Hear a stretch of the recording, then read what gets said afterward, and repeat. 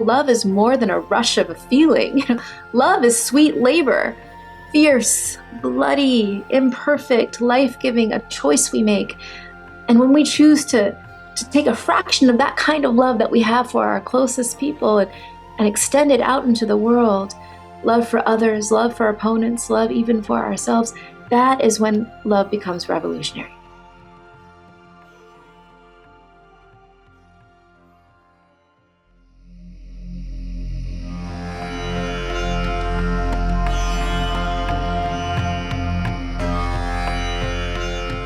Hello, and welcome to the Metta Hour podcast with Sharon Salzberg. I'm Lily Cushman. I produce this wonderful podcast, and we're here today continuing the Real Life series on the Metta Hour, episode 218. Today's conversation is drawn from the Living an Authentic Life Summit, which took place early in 2023 and was part of the celebration of the launch of Sharon's new book, Real Life, same name of our series, of course.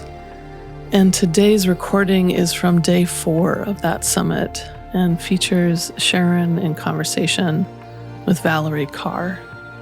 Valerie has been on our podcast before. She's an incredible speaker, author, activist. So today's conversation is exploring the larger journey that we take in life that include both the highs and the lows, the moments of great loss and also the moments of great success and celebration.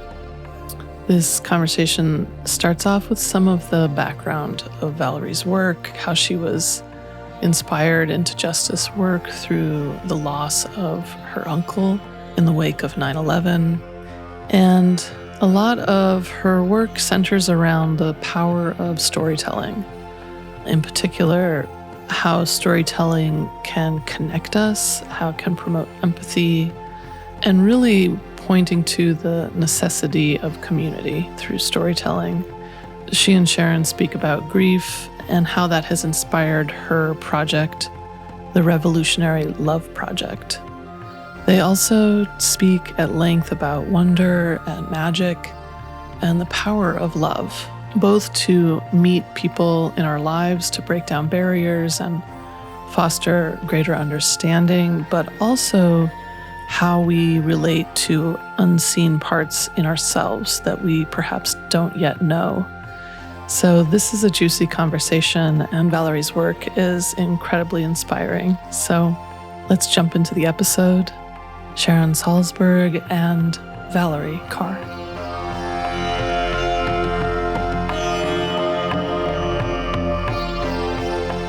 Welcome back to the summit. I'm Sharon Salzberg, and I'm very pleased to welcome Valerie Carr for a conversation about what we take along on our journey and what we can leave behind. Valerie is a civil rights leader, lawyer, award-winning filmmaker, educator, and author of the #1 LA Times bestseller, See No Stranger, a memoir and manifesto of revolutionary love. A daughter of Punjabi Sikh farmers in California, she has led visionary campaigns to tell untold stories and change policy on issues ranging from hate crimes to digital freedom. In fall 2022, President Biden honored Valerie at the White House in the first ever Uniters ceremony, naming her as one of 16 leaders whose work is healing America. Her work has ignited a national movement to reclaim love as a force for justice. Today, she leads the Revolutionary Love Project to inspire and equip people across America to build a beloved community. Thank you so much for being here. It's such a pleasure. And as we were chatting beforehand, you were the last friend I made before COVID shut down, That's right. I'll never forget our tea date here in my neighborhood. It was so great. Sharon, your work has been so nourishing and life-giving for so long that just to be in your presence now is a gift. Thank you. Well, thank you. Thank you so much. See, you were galvanized to action as you tell us the story in the wake of 9/11, when your beloved uncle was murdered in a racially motivated hate crime. And I'm wondering what combination of forces were working in you to take you onto the path of civil rights activism from that experience? That was 21 years ago now. So when I look back at my little self, I have so much compassion for her. I don't think she even knew what forces were compelling her inside or outside. She was just a body being worked on. And I think that's the case for so many of us when we find ourselves in crisis beyond our comprehension. You know, I was a kid in college in the wake of the horror of those terrorist attacks. Racial violence exploded on city streets all across America. Muslim Americans, South Asian Americans, Sikh Americans at the forefront of that violence. And this was before social media, before we had any channels to tell our own stories. So it was just phone calls and emails from aunties and uncles in my community saying, someone's going to die, someone's going to die. People were being beaten, chased, stabbed, Gurdwara set on fire. And then finally, on September 15th, we got the phone call from Arizona that Balbir Singh Sodhi had been killed. He was a Sikh American father who was planting flowers in front of his gas station in Arizona when he was shot in the back by a man who called himself a patriot. I called Balbir Singh Sodhi uncle, which is what you call any elder in your community. And I remember feeling so confused, like I didn't want to face my role as an American whose country was attacked. And I didn't want to face my place in a community who found itself under siege. And Sharon, I escaped to my bedroom. Like I hid in my parents' bedroom for days. I stayed in my pajamas. And at that point, there were just two or three books of Harry Potter that had been released. And I read all of them. I wanted not to face the world. I wanted to retreat. And it turns out I was escaping into this fantasy world where the children in the story wielded a kind of magic to face the dark arts and the dementors that the adults didn't know how to face, didn't have the courage to face. And so I didn't have a wand, but I had a beaten up old camera, a Hi8 camera. They don't even make those cameras anymore. And I had this idea. It's like, well, if I believed at that point that stories were the starting point for healing, if people just knew our story, then perhaps the violence would stop. And so I picked up that camera almost naively. I didn't know what I was getting into. I took a leave of absence from college and I began to cross the nation, going from home to home, from city to city, sometimes when the blood was still fresh on the ground. And I was hearing the stories of my people. And I didn't know it then. I was trying to be like this professional journalist. But what I was really doing was grieving with people whom the nation was refusing to grieve with. And Sharon, all those stories, I remember the despair that the stories were just so relentless. The violence didn't stop, just began to spread in me like a cancer. And I think it would have taken me. But I had to do one last interview. I flew around the country to interview the widow of Balbir uncle. And there she was in Punjab, in all the farmlands and the villages. She was dressed in white, the color of mourning. And I looked at my list of questions and I just looked into her heartbroken face and I just crumbled the questions and threw them away. And I said, Auntie G, I sat with her. I was present to her. I just wept with her. I was grieving with her. And I said, what would you like to tell the people of America? And I was expecting the despair I was feeling. And you know what she said? She said, thank you. Tell them thank you. When I went to America for my husband's memorial, they came out in the thousands. Christian, Muslim, Jew. They didn't know me, but they chose to love me. Tell them thank you for loving me. That act of grieving together, that act of love, like you don't need to know people in order to grieve with them. You grieve with them in order to know them. And that community showed up and chose to see Balbir Singh Sodhi not as a terrorist or foreigner, but as a brother. And that act of grieving together, which I call an act of revolutionary love, it saved this widow's heart and in turn saved mine. It saved my life. I continue to capture the stories, to tell the stories, and to believe in the power of these stories, because that local community showed up because they had heard Will Be Your Uncle's story. The national news didn't share it, but that community told it. And so I thought, let this be my life's work. Let me submit myself to telling the stories the country needs to hear. And that shaped the last 21 years of my life. That's amazing. It's those moments, where we just cannot stay on the sidelines of something and thinking, distantly, it'd be good if someone did that, Right. Someone else did that. Someone else, because there's every reason for you not to be the person who does that. I mean, at that point, I had a little critic in my head, and my little critic was like, you're a kid in college, you have a high school diploma, and that is it. You're not fluent in Punjabi. You've always felt between the Sikh community and the mainstream American community, not Sikh enough, not American enough. Like, who are you? Who are you to take this role of storytelling, of story keeping for the community? And yet there was this wise woman in me who I've now come to know very well. But I think the earliest signs of her were in that moment of crisis when she said, oh, my love, little critic, you're not strong enough. You're not smart enough. You're not good enough. Right. And the wise woman says, oh, my love, you are brave enough. You are brave enough. Let me just take your hand and just take that step toward the thing that you fear. And if you take it with courage, and if you're pure of heart, then it will lead you to the rest of the path, and it will be enough. Yeah, it's beautiful. And the feeling of, from this angle, it was like inevitable. From that angle, it was ludicrous, It was like, what? Yes. And dangerous. Right? Dangerous. But, one of my heroes is Brian Stevenson. And I remember when I was in law school, he always said, oh, go to the places of pain, go to the places of, do the ordinary thing in a place of pain, and it becomes extraordinary. All I was doing was sitting and being present to these stories of pain and heartache. And yet that act was an extraordinary act. It saved the people I was with. It saved me.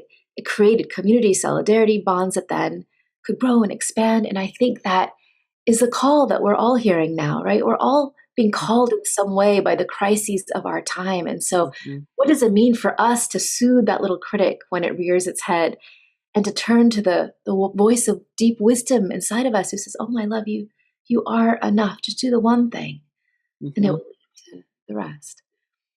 So you said that you spent the first 20 years of your career organizing around hate.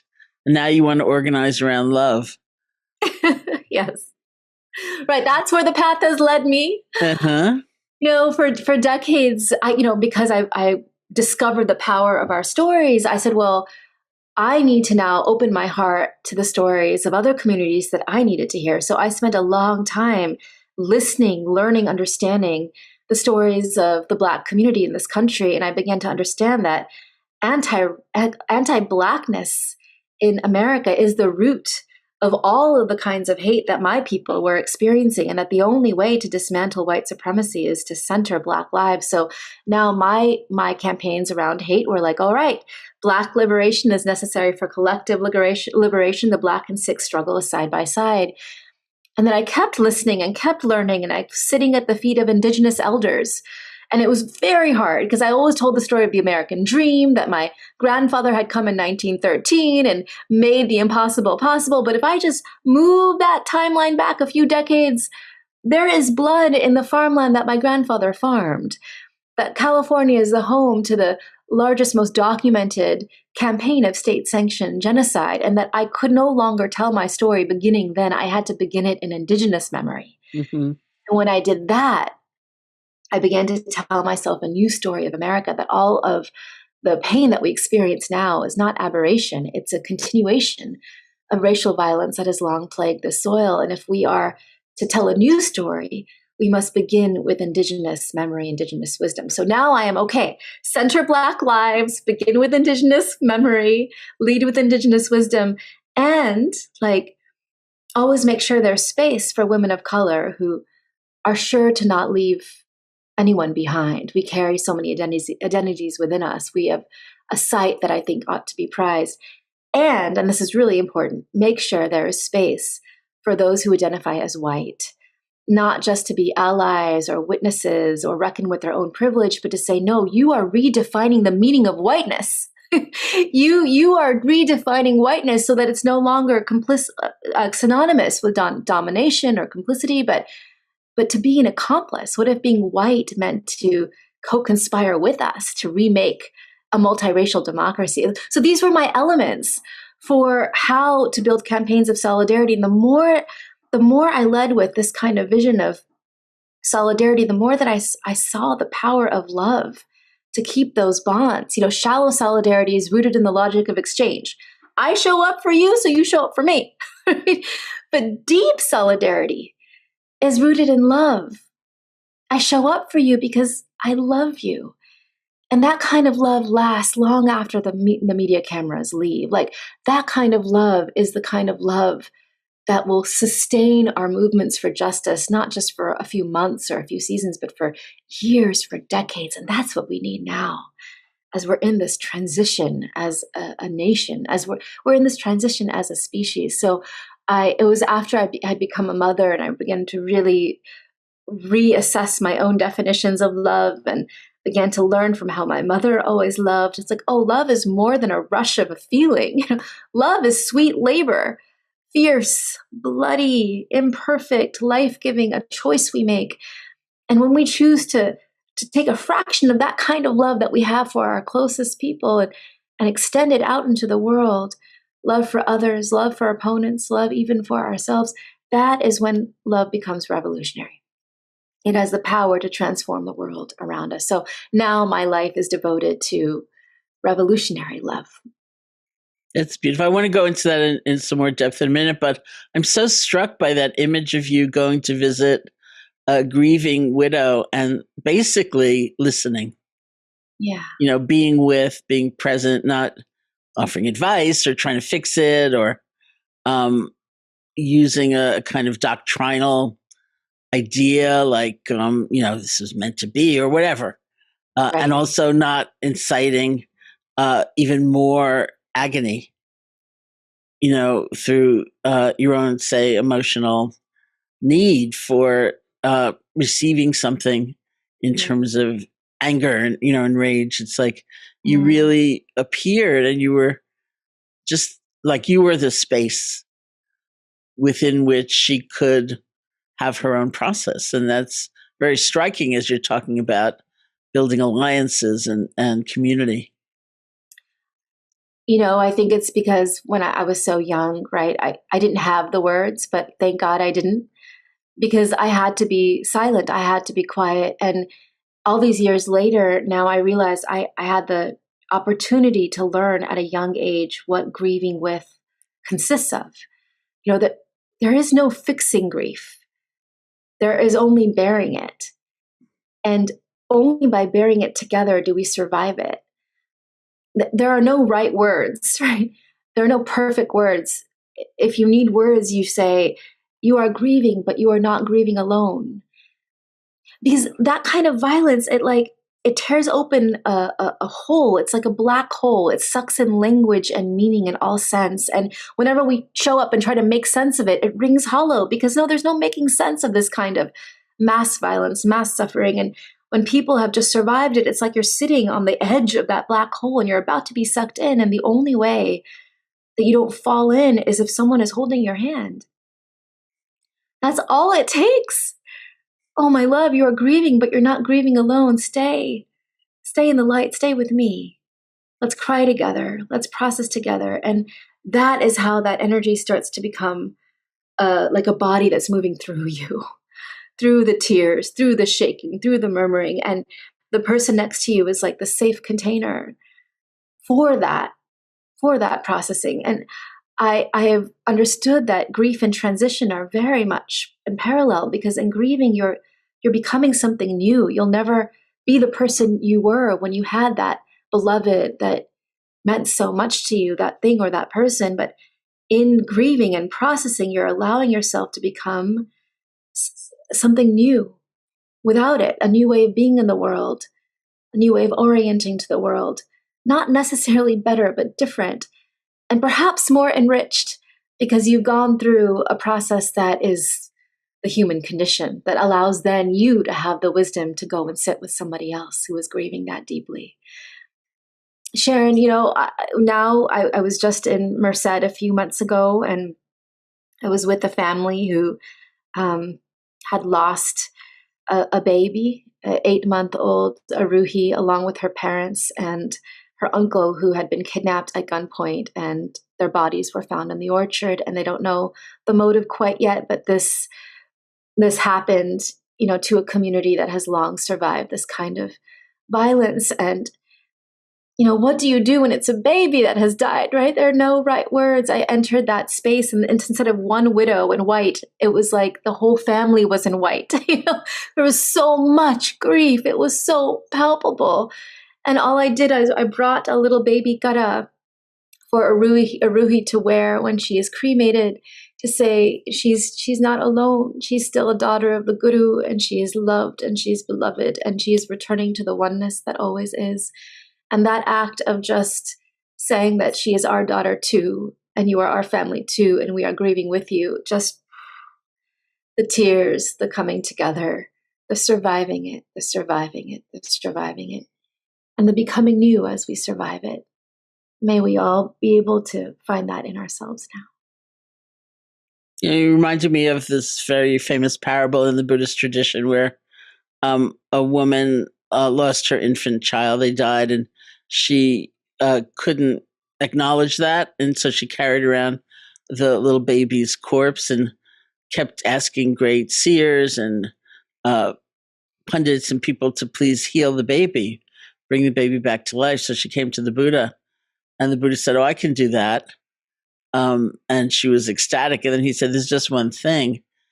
You have to bring me a mustard seed from a house in which no one has ever died." Mm. And so she went around still holding the baby and, knocked on all these doors and asked for a mustard seed. And people said, "Oh, certainly give you a mustard seed." And then she said, "There's just one condition. It needs to be from a household where no one has ever died." And they said, "Well, of course, that's not here. We're as vulnerable as anybody else." And she went from house to house. And then it came to her like, this is a part of life. This is tragedy, and it is. This is something we share, and I'm not alone. And sometimes, people hear that story and they think, how cruel of the Buddha, like what a miserable errand that was. And, but it was that precise thing. Like, it is truly terrible, and I'm not alone.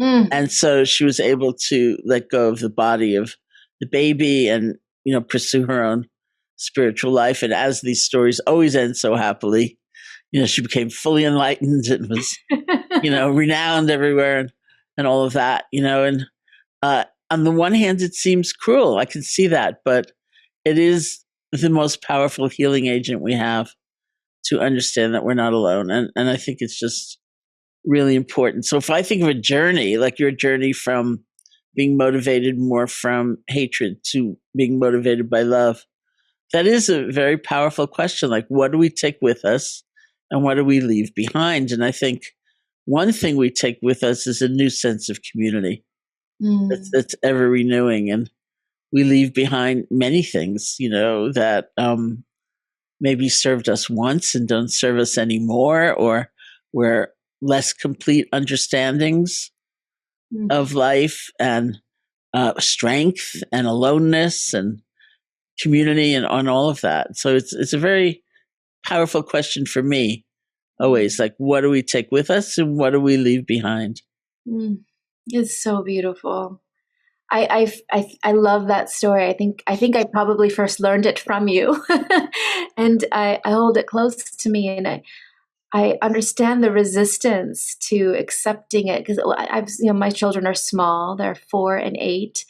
And I just want to keep the world like Buddha's garden. I want, safe and magical and no sickness and no old age and no pain. And just now, especially for the 8-year-old, like he's looking at the front page of the newspaper. He's hearing about the war in Ukraine. He's understanding the toll of the pandemic. And when mommy goes to the vigil and comes back and she's depleted and her tears are stained down her face, like, I'm beginning to have to muster the language to break it to him in a way that the world is filled with so much sorrow. And I think what gives me some solace is that I'm able to give him a little bit more than what my parents gave me, because we are amassing this collective wisdom around suffering, around pain. Like, I know but this beautiful story now in a way that I didn't when I was little, and it's now my mother does too. Like, so when my children are feeling that grief, we ask them like, okay, where is it in your body? What color is it?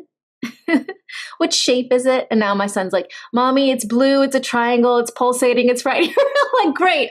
I'm glad you're getting good at this, even if you're jaded a little bit, because now you're understanding that you are not the grief, you are not the sadness. It is a force that's moving through you. And I think if we are going to become more evolved, enlightened human beings, that to learn how to metabolize grief on a scale that no generation has had to before us will be what is necessary for us to show up in this unprecedented time we live in. I'm really glad you're naming it as grief too, because I'm also remembering a time when I had a pen pal who was an active duty soldier in Iraq, and he enlisted at a time of personal heartbreak for him, and I think ideals which quickly became shattered.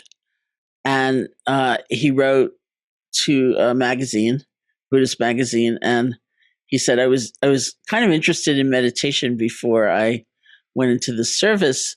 Do you think you could hook me up with somebody that can write to me and help me? So they sent it to me. They sent his letter to me, thinking that I would find somebody. And I said, I'm keeping him, So we began corresponding, and it was an extraordinary experience. And he came back and appeared here at the retreat center, to my surprise. And he was really in a pretty bad way. And we had a retreat going on, which was being led by a friend of mine who had begun several hospices. And, we sort of did like a parallel track for this young man. And at one point, Rodney, who was the person leading the retreat, said to me about him, don't you see he's grieving? And it was so important for me because it took it away from kind of like, that's trauma, that's post-traumatic stress, that's a disorder, and it was like, of course he's grieving. Yeah. So much had been shattered for him in that act. And, we call it like a soul wound. It's something that goes in so deep when we feel betrayed by a system that we've invested our idealism in. And so to name it as grief, I think, is very important as we experience what's happening in the planet, what's happening with people, what's happening with violence, and to be able to understand that still there's a valid place for knowing our own sense of resource. Because if we are simply depleted or we feel overcome, if we feel the story is only this terrible, terrible, terrible incident, then we're sunk, There's got to be a bigger story that we connect to. I think the truly beautiful challenge is to imagine what those we see as opponents may be grieving. Like right now, there's so many species of grief, right? Like people through the pandemic and the racial reckonings we've all gone through, people are grieving their story of what they thought America was. They are grieving a sense of safety as we're encountering our mortality, our vulnerability. They're grieving their own losses, everything. But there are also those who are grieving a story they told themselves about what was owed to them. That man who killed Balbir Singh Sodhi 15 years after his Balbir uncle's murder, Rana Sodhi, Balbir's brother, and I decided to give him a call in prison because we asked ourselves, like, who is the one person we have not yet tried to love? And in speaking to Frank Roque, it was very difficult at first, but in speaking to him and listening to his story, I began to see his wound. And I began to see that there are no such thing as monsters in this world. There are only human beings who are wounded, who act out of their insecurity or rage or greed or grief. And that doesn't make them any less dangerous, but it does release their power over us. Because if we can see their wound, then we can ask ourselves, well, what are the forces that are driving that behavior? And then we become smarter about changing the context. So in listening to Frank day after day and hearing his story and seeing the wound, I said, oh, so much of white nationalist rage in this country is a symptom of unresolved grief. They are grieving the illusion that this America ever belonged just to them in the first place. It might not be my role to tend to all of that grief, but it might be someone who's listening now. If you can think of a neighbor or a colleague or a relative or a student in your life who, you would rather not deal with them, but if you're not talking to them, who is? Isolation breeds radicalization, and we know that our country is just becoming more divided as we're not talking to each other, as we're falling into the algorithms. And so what does it mean for us to say, okay, who is in my sphere of influence who I could sit with, who I could listen to, who I could help grieve with in order to, again, transition to become something new? And it just might happen that when you're listening so deeply, deep listening is an act of surrender. You risk being changed by what you hear. And so if they then in turn start listening deeply to you, then they might be changed by what they hear. You might be able to show them a vision of a future America that leaves no one behind, not even them, that there's place for all of us in this multiracial democracy that America can still be, that we can still birth. So that's what it looks like for me to organize around love these days, Sharon. I go around the country and I invite people to reflect on their role in this labor of revolutionary love. So let's go more deeply into revolutionary love, because as you describe it, it's fierce, right? It doesn't mean liking somebody or approving of them or giving into their particular vision of life and what brings happiness and what's correct. And you say it necessarily includes others, our opponents, and ourselves. Yes. So that's it's just like an essential distinction, what love means to you and to me, and what it doesn't mean. Well, what I discovered is that love begins with the act of wonder. I really discovered this in caring for my babies. It doesn't actually begin with empathy. Like when my baby's crying, if I just sit and really imagine what it is to be crying, I'm not actually helping her. I have to wonder what is making her cry and then figure out how to care for her. So this idea of wonder being the primary act of love, when you feel like you can't have empathy for someone, it's okay. That will come later. Begin with wonder.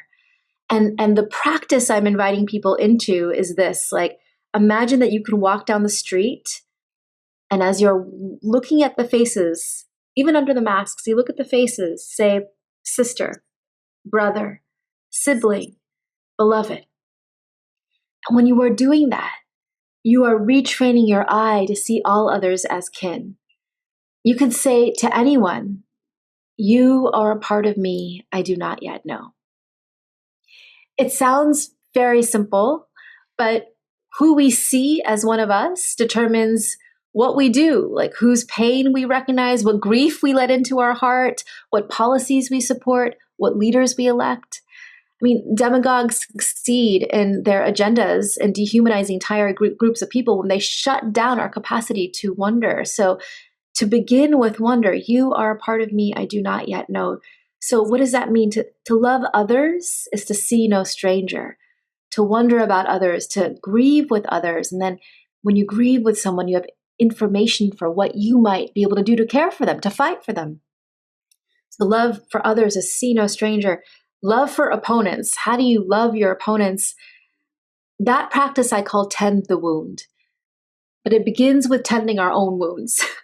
I think too many of us in mindfulness, spiritual, religious spaces are taught to suppress our anger in the name of love and forgiveness. Mm-hmm. But as you so beautifully teach, like our anger carries information and energy. You are a part of me I do not yet know. What does it mean to process that energy, to move it? And the shaking, the drumming, the singing, the dancing, and when we move that energy, we can say, what information does it carry? And what does that say for what I want to do with that energy in the world? I call that harnessed energy divine rage. The aim of divine rage is not vengeance. It is to reorder the world. Mm-hmm. And so some of us need to stay in protecting those spaces for rage. But some of us, if we are safe enough, emotionally, physically, can go to that next practice, which is to listen to our opponents, to wonder even about them, to tend their wound.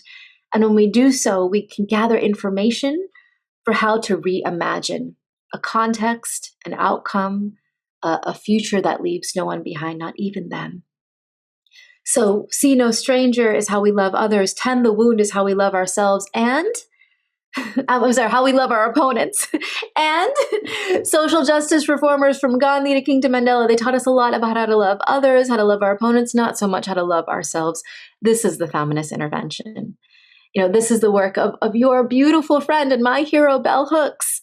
She taught us that our movements for justice can't happen on our backs or over our dead bodies. We have to be loving our own flesh as we go. And so this practice I call breathe and push, the wisdom of the midwife. She doesn't say, okay, push all the way. She says, no, my love, breathe and then push and then breathe again. There's a kind of cadence, a kind of rhythm to sustain one's energy in any long labor. The labor of living a life, raising a family, or building a movement. You have to be letting enough breath into your body. And this is why I see your work as medicine. Like you are teaching us how to breathe, how to breathe literally in our bodies, how to breathe with the earth, with the sea, with the stars, how to help others breathe. This is what you do. You are our midwife. And only when we've let enough breath into our body can we be ready for that push that we are ready to make. Only then can we be brave enough to transition ourselves as we are transitioning the world. And when we let enough breath in, then we create the conditions to let joy. And this is where I've landed, Sharon. It's like love for others, see no stranger, love for opponents, tend the wound, love for ourselves, breathe and push. And when we're breathing enough, we experience what in my tradition we call Chardavigala, ever rising joy, even in the labor, ever rising spirits, even in the darkness, even on the darkest days. Can I come home from the vigil and turn on the music and dance with my children?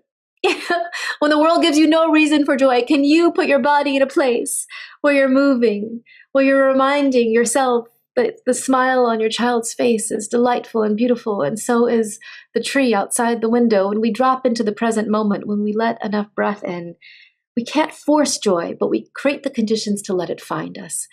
And then that's the sparkly energy called Chardavigala that I find is the way that I'm able to fuel my life's work. Now I feel like, okay, I'm going to last not just for a few years, I'm going to last for decades because I've learned how to organize my life around love.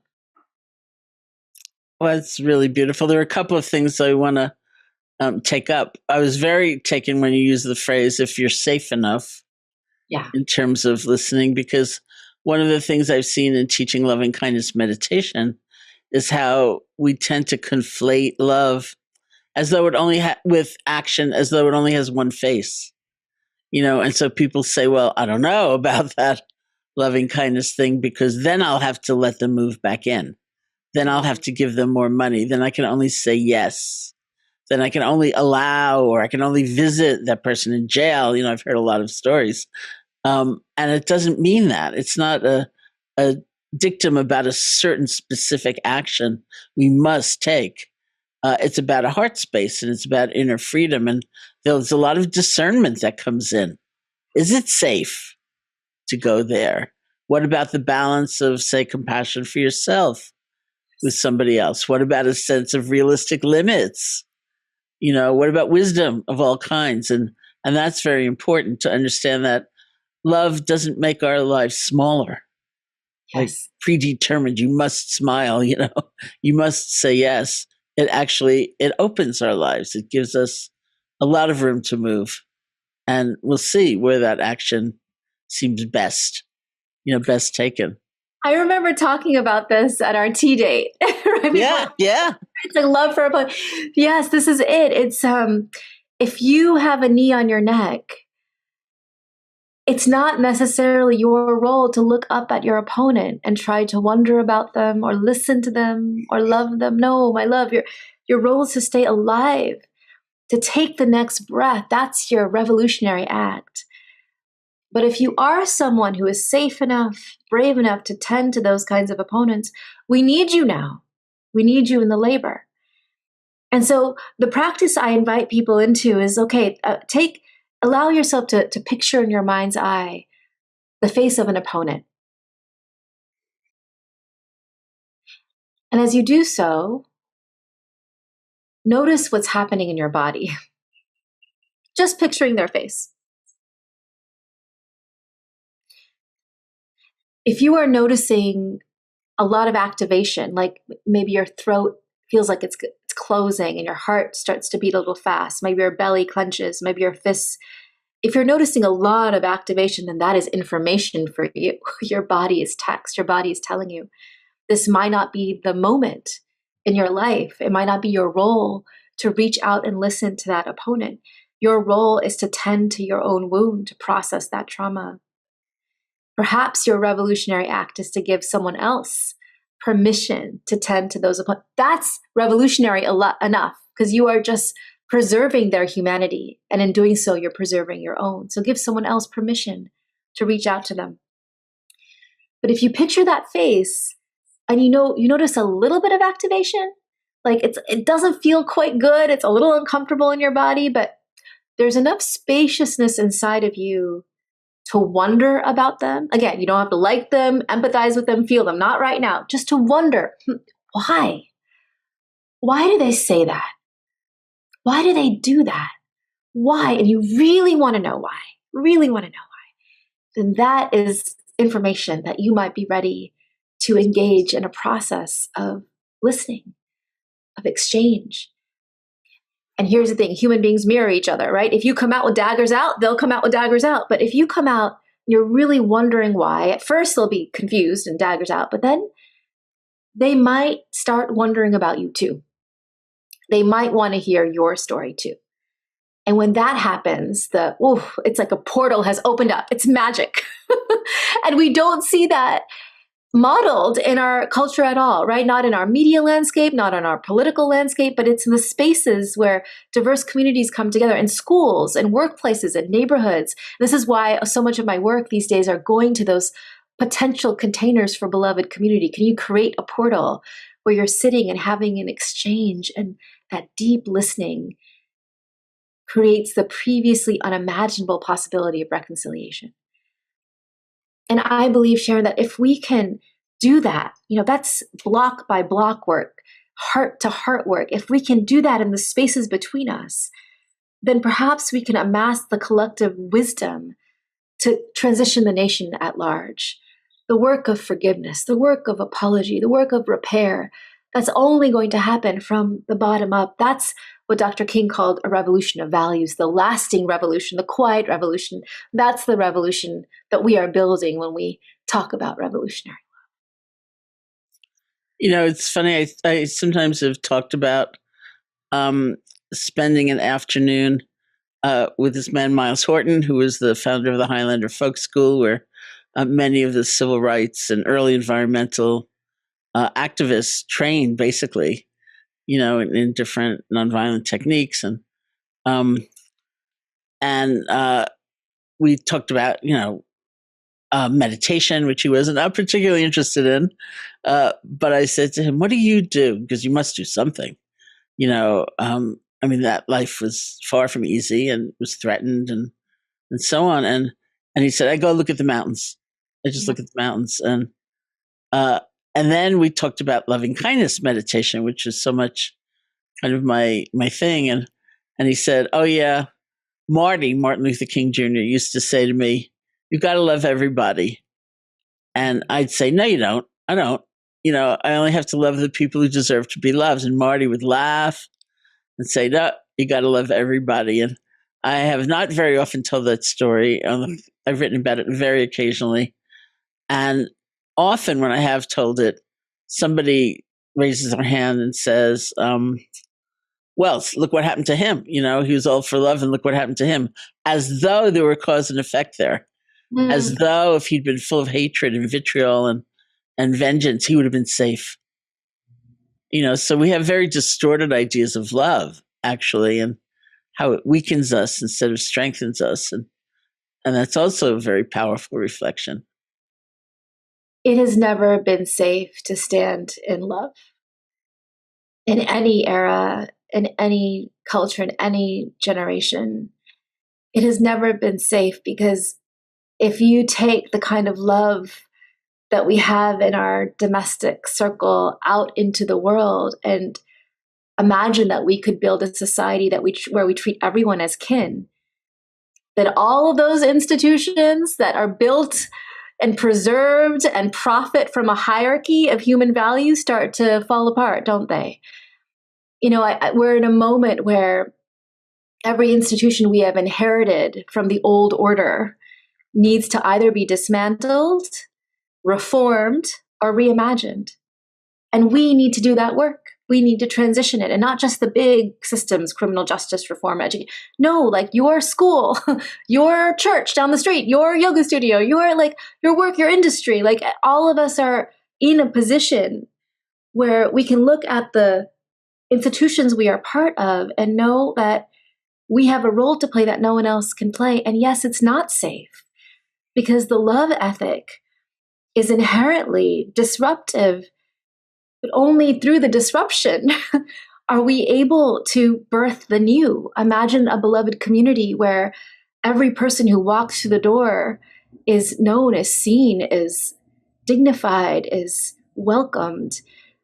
We're at a place now where if we don't create a society, a nation, a species where we have the love ethic as the foundation of every arena of our shared life, as Bell Hooks imagined, we won't make it as a people. So this is the moment that we're in. The call to love that we're hearing is not safe, and yet the solution is not silence, it's more solidarity. And that's why I'm so excited that I see more people than ever having the courage to stand in love. And I just want to pick up for a moment on the theme you mentioned before about remembering the joy. Yeah. Because that's often hard to do. And in terms of what we bring with us on this journey or what we attempt to bring with us, what we leave behind, something well worth leaving behind is some feeling that it's too selfish. It's, guilt-inducing, and there is certainly no lack of suffering. And so it's easy to feel like this is wrong, this is indulgent, but depletion, exhaustion, overwhelm is not serving anybody. And so there's something about restoring and replenishing and lifting up and being able to breathe and having some space and some delight in things that is hard to own, but it's so important, it seems. I really learned this the hard way. After Bobby, our uncle, was killed and I began my life and justice work, I just, I thought I was only as good or worthy as my ability to grind my bones into the ground. I thought I had to make myself suffer in order to serve. I was always comparing my pain to the pain of the people I was serving. And of course, then there's no reason to ever care for yourself. And it took a breakdown. It took me almost losing my life to wake up to the fact that there are parts of me that were worthy of love. Like somehow, Sharon, I was really good at even sitting with opponents and saying, you are part of me I do not yet know, but I couldn't do that with myself. I couldn't do that with my own emotions. I mean, this is why this book is so beautiful. The chapter on being with difficult feelings, you talk about the courage that it takes to sit with one's fear, to sit with one's shame, to sit with one's grief. And now I I turn to myself anytime a difficult emotion comes and I say, you are a part of me I do not yet know.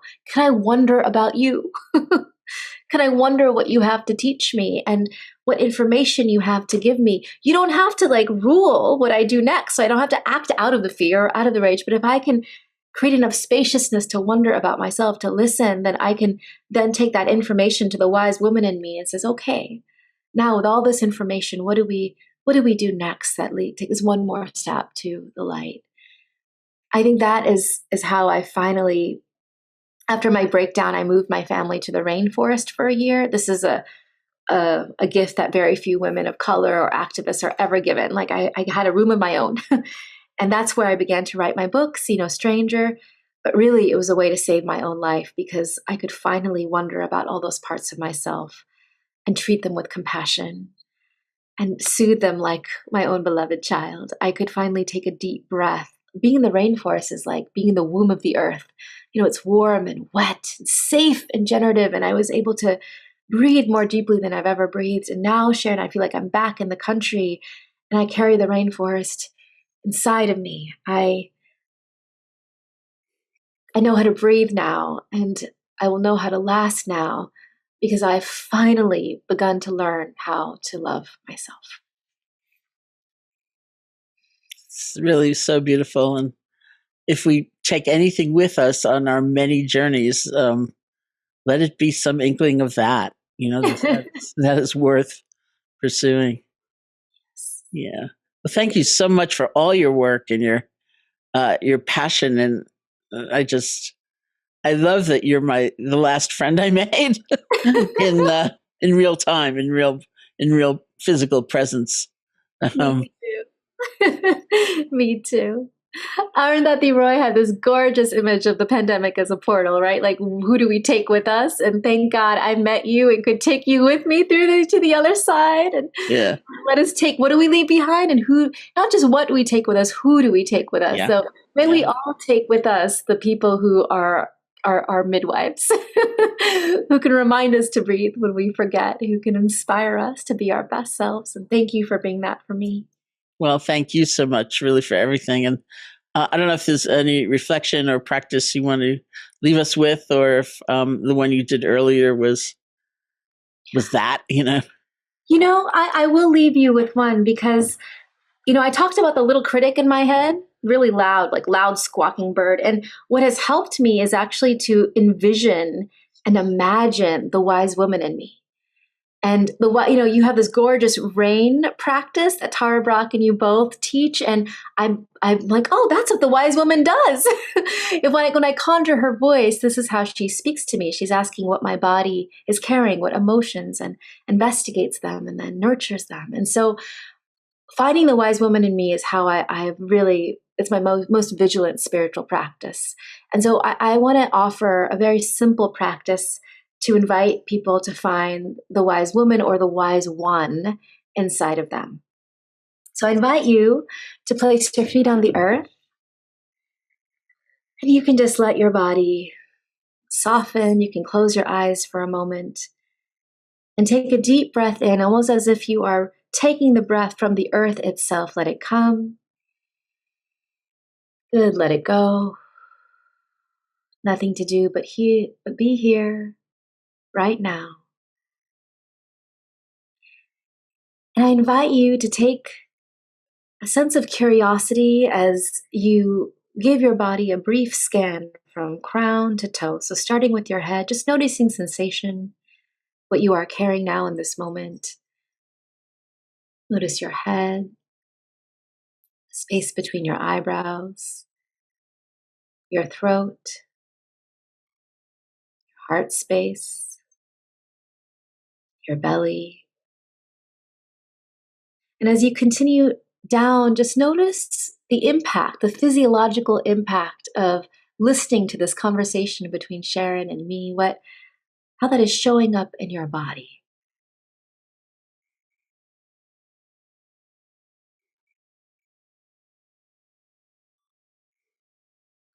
Good. Notice spaciousness, notice tension.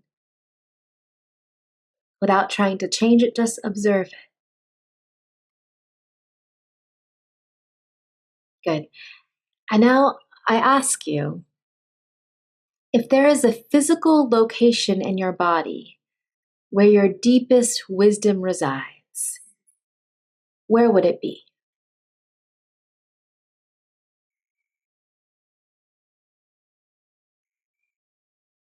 Good. Choose one place.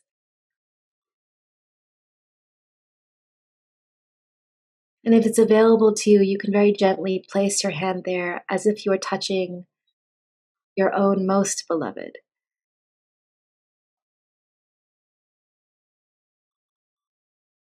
Good. If this place in your body where your deepest wisdom resides has a color, what colors do you see?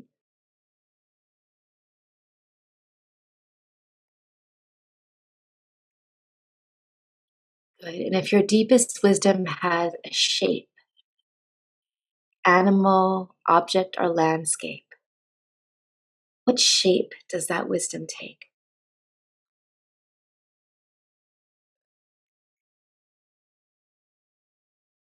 Good. You may be seeing many images in your mind. Just choose one that is calling to you in this moment. And you may just see a sliver, and that's enough. Just let it come, what comes to you.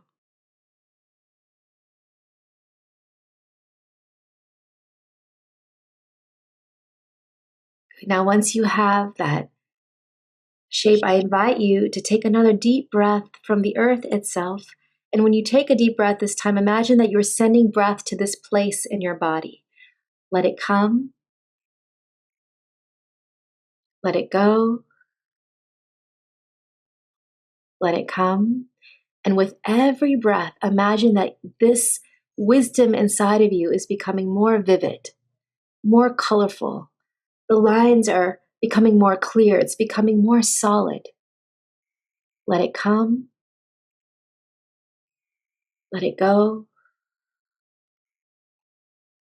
Let it come.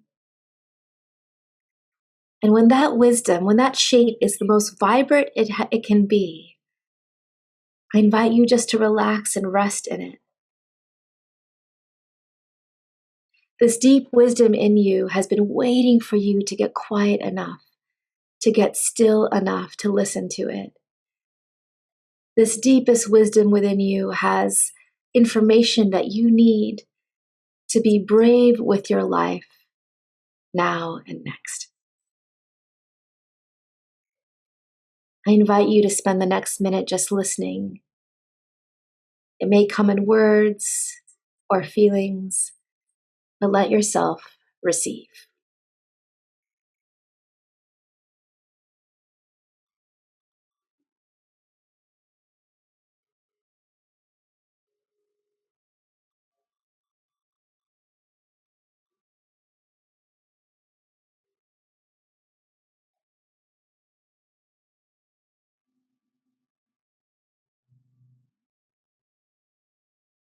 Good, knowing that you can always come back here.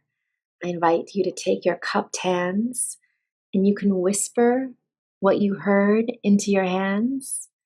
And if it was a feeling, you can just give it a deep exhale, but deposit it. Go ahead.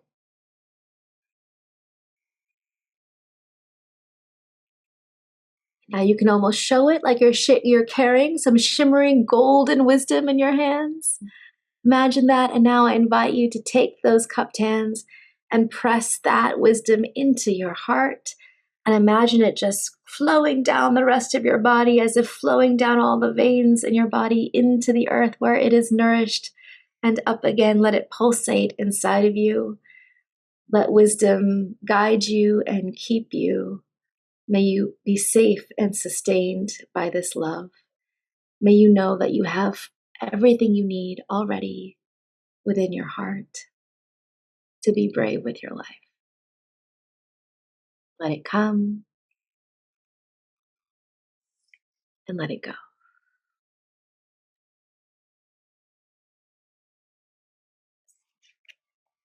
Well, thank you so much. You're leaving us all with a great gift, as is your work, and thank you for going to the rainforest, re-emerging, and really for everything that you do. And I'm also leaving with an emphasis on the word wonder, because I've been calling it curiosity, which doesn't quite capture. I think it's magic, and now I'm going to call it wonder. So, I love that. Wonder is more embodied, isn't it? Yeah. In the Sikh faith, it's called Vismad. Vismad, this ecstatic. It's like wonder rippling through your body, and the more we feel it, the more we know it. So let us lead with our wonder. So great, thank you. Thank you all who are listening. And to learn more about Valerie and her work, visit Valerie Kaur. It's VALARIEKAUR.com. Thank you.